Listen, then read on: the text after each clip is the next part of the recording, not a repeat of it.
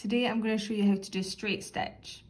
It is very similar to the running stitch, but instead of, so this is my running stitch example, instead of little gaps in between the stitches, it's going to be, so you can see the little gaps, it's going to be continuous, so it'll be one solid line.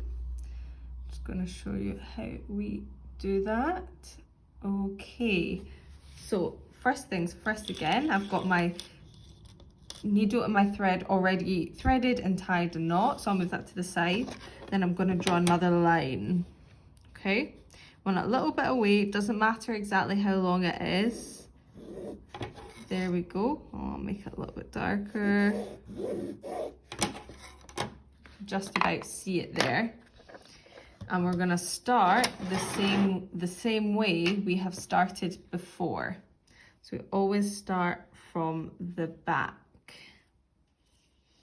Okay, so I'm going to start from the back, poke it through, nice and tight, then do a running stitch, to do a straight stitch is relatively similar to the running stitch, as in we start the same way. So I'm going to make my stitches 3 millimeters small again.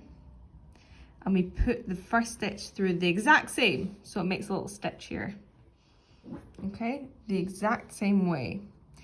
And then the second one, exact same again.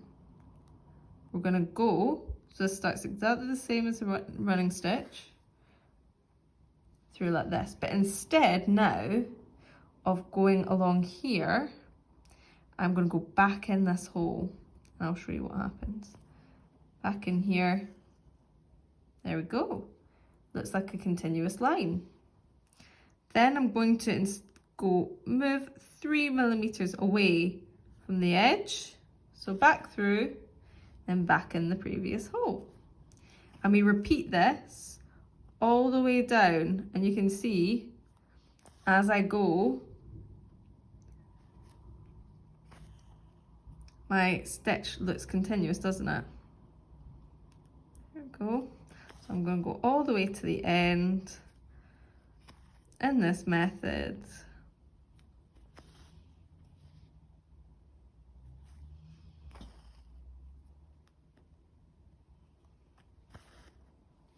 Remember to not pull too tight and keep your stitches nice and even so that they can be clearly seen and not look messy. When you keep them nice and even, it makes it messy.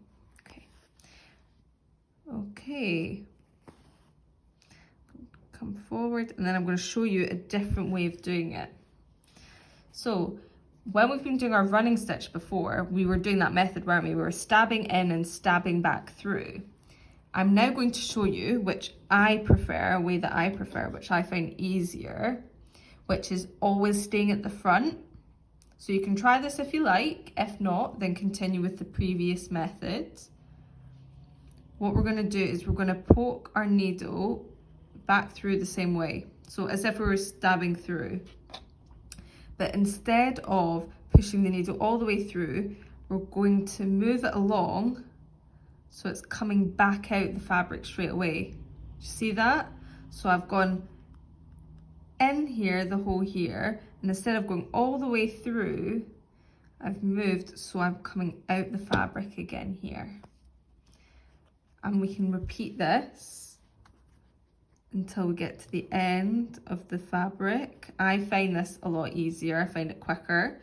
It's just personal preference. It depends what you like. So you can choose whichever way you prefer. I think I've got a couple more. Oh.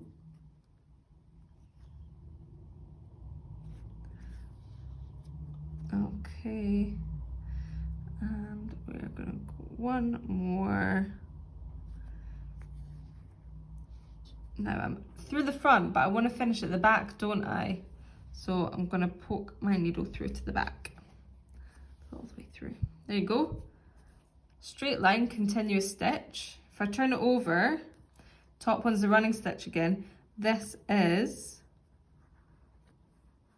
the straight stitch from the back. We're going to do the same method again. Slide it under the knot, sorry, the stitch, pull it through so there's a little loop, and then pull it tight, slide it under the knot, leave a little loop, put it through and pull it tight. And there you go. Example number 2 is a straight stitch.